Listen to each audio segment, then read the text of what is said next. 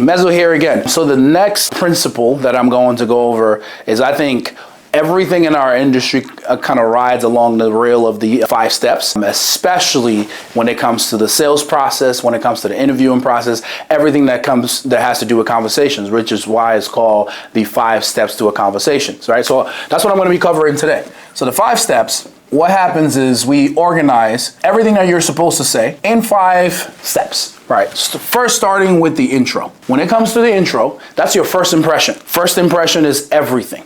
How I make someone feel the moment they see me or the moment I see them is very important, because that's what's going to lead to whether the person dropped their shoulders a little bit, kind of laugh at my joke a little bit, or whatever it is. I'm looking to kind of get a positive reaction out of this person. And the only way to truly get a positive reaction is I have to be positive myself. Sometimes overly positive, because they'll never match your enthusiasm because they don't even know why you're there. But I want them to meet me a little bit up there, right? The things you need to focus on when it comes to that, number 1 is icebreakers. So using the icebreaker to do exactly what it's meant for, which is to break the ice. And I see sometimes people will just say, hey, how are you doing? And they'll say like an icebreaker.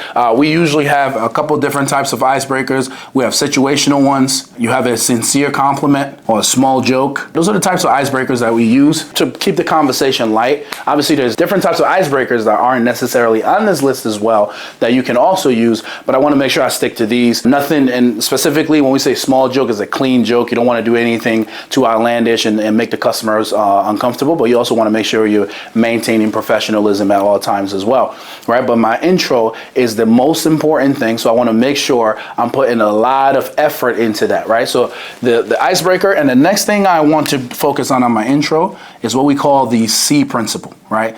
Which the first part is smile, the next part is eye contact, and then from there, the second E is enthusiasm. The first S is for smile. And the reason why you want to make sure you're smiling, because what a smile is contagious. If I'm speaking to someone or I see someone and I smile, people do it all the time, or random people that they see. If you smile, the likelihood of that other person smiling is a lot higher. That doesn't necessarily mean every single person will smile, but the chances are just a lot higher of that other person smiling. The next one's eye contact. When I give good eye contact, what that does is it builds trust, right? If I'm talking to someone, which I believe all of our clients do this, if I'm talking to someone about something that I know is going to help them, is going to create more convenience, going to make them save more money, we're going to be adding some kind of value to their lifestyle. If I really am serious about it, and if I really mean what I'm saying, there should be no reason why I can't make good eye contact. Now, take that with a grain of salt. Don't just stare the customer into their soul. That's going to make them really uncomfortable, so don't do that either. But just maintain really good eye contact so you don't look sketchy, because that builds trust. And then the last part, enthusiasm, what it also does is, just like a smile, it is very contagious as well. I make the example all the time. I'm sure this has happened to a lot of people, not just me.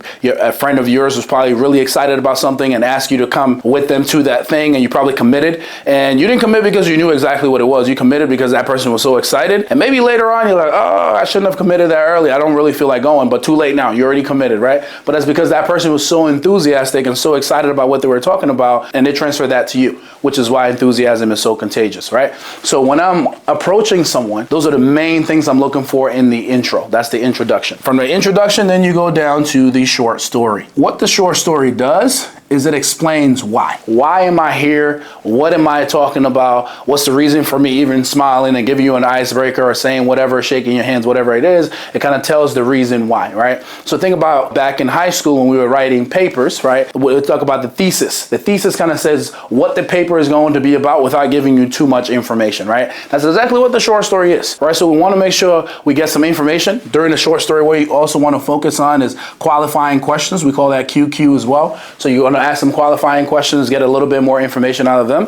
But what you really want to make sure you remember throughout the short story is an acronym called KISS, right? Which stands for Keep It Short and Simple. I want to keep my questions short and simple, because remember, this is not 5 steps to a sale, it's 5 steps to a conversation. I actually want to be able to have a conversation with the person and not just feel like I'm just bogging them down with a bunch of questions, and I don't want it to be interrogative, I want to be conversational, right? So you have to make sure you're getting to know them along the way as well. And if they say something that's interesting, I'm going to say something about it. Keep the conversation light, nothing too provoking or nothing too in depth to get them to like talk about, the reason why we're all on this earth type of of questions like that. So keep it light, keep it fun. And then that will take you to the next step. I'm going to erase this. And then step number 3 is the presentation. So back to high school again, when we were writing those papers, this will be like the body. Right? That's the body of the paper. So what this serves to do is to explain everything. This is where I tell the person, go into detail on why I'm here. How is this going to help them, right? So exactly what I'm looking to do in the presentation is I'm looking to increase value and decrease costs.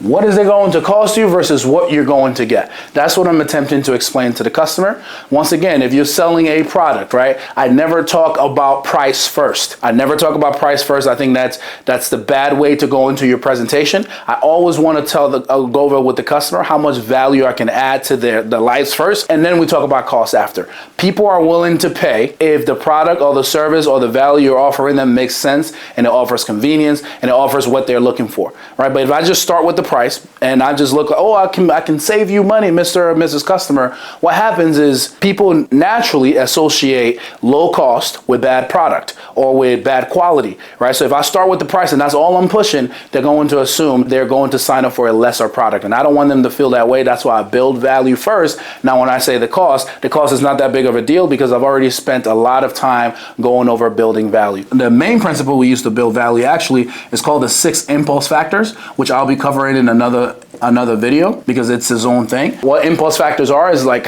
exactly how do I excite people? The things that I say, how I say them to be able to excite someone about what I'm saying, about what I'm selling, about what idea I'm trying to convey and things like that as well. And then the next one from here is a close. So most people think a close means a sale. No, that's not what it means. A close means I am closing out this conversation. I'm concluding my thought. I've told you exactly what I offer, what value is going to add to you. What I'm looking for now in the close is a decision. I'm going to drive to a decision. I want to get to a point where I'm like, this person understands what I'm talking about. I've answered all of their questions. Now let's drive to a decision. Now, a decision is a yes or a no. And in sales, you get way more no's than you do yeses, right? So that's okay. Some people are going to say no, and that's perfectly fine. The way I say it is I want a quick yes or a quick no, not a long maybe, right? And I think that's important for you to remember that as well, because I think sometimes people hover around the close because they don't want the customers to say no. It doesn't really matter. If I added enough value and they don't do it, it's okay. Somebody else will want it. I remain indifferent that way. But I definitely want to make sure I'm driving the conversation to a close. But what this does, we call it CWA, which stands for closing with action, right? I want to take an action. I want to look at everything that I've covered and I've transitioned by saying, hey, based on this, let's see if you qualify. Based on this, let's see if I can even help you out with that, right? So still creating that curiosity, because curiosity is going to keep them interested in what I'm saying. I'm like, we've talked about this product, we've talked about that product. Now let's see if you qualify. And that's how we're going to transition to that next step. Now, if the decision is a yes, then we transition to the rehash. What I do in the rehash is I consolidate everything. And the second thing I do is I re-excite the customer. I consolidate everything and I re-excite them on their decision. Remember, maybe they made a decision like 2 or 3 minutes back. I know people have really short-term memory, so I have to remind them why we made this decision. I have to remind them why they should be excited about what I'm talking about again, right? Because I always want to leave them on a good note. If this is a client that talks about, quality, I want to remind them when our next appointment is going to be. The next time you see me or the next time you hear from me is going to be so time. So I'm getting them really excited about it. But another really important thing about rehash is it's also an acronym as well. It stands for remember, everyone has a sale hidden. So what that means is you don't ask, you won't know. Happy people recommend people. In the age of social media, it happens all the time. Like people literally who have a lot of followers, they'll go on their pages and just brag about this restaurant or this place that they went and had a really good time. And guess what happens to that restaurant? More people start going there. Happy people recommend people. So if I do my job well and I get this person really excited about what I'm talking about, what's going to happen after that is if I ask them like, hey, do you know anybody else that I can help out just like I just helped you? They're going to recommend people, right? So I want to make sure I'm doing that with every person. And at this point, just remember, the worst thing they could possibly say to me asking them is that no, they don't have anybody, which is fine anyway. That's my job. I'm going to go find the people. But if I can make my job easier by them recommending people that they already know, which means the likelihood of that person doing the process is a lot easier because they know somebody, right? Remember, if I go there, they don't know me until I make them get to know me. But if somebody else recommends them, they already know that person, they already trust that person way more than than they trust someone who they just met a day ago or maybe the same day, right? So I want to make sure I'm using that. I use my sale to create more sales. And as long as you follow these steps to every conversation you do, don't try to skip a step. Don't try to change things around to a way that feels easier for you, and you just follow the steps that will lead you exactly to your sale every single time. Cool? And that is the 5 steps to a conversation.